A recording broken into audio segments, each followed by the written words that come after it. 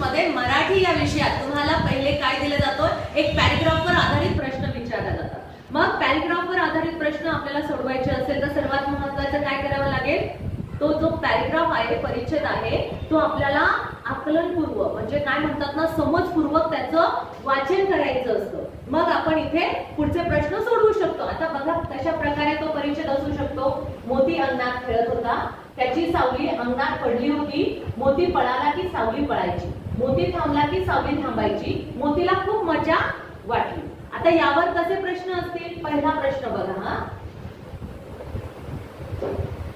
पहिला प्रश्न काय आहे?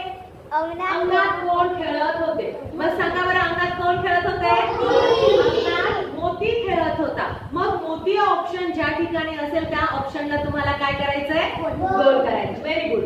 सावली केव्हा पळायची? अरे वा, मोती पळाला की सावली पळायची. मोती पळाला की. मग ज्या ठिकाणी हे ऑप्शन असेल त्या ठिकाणी तुम्ही उत्तर लिहू शकता. मोतीला मजा का वाटली? मोतीला खूप मजा वाटली का?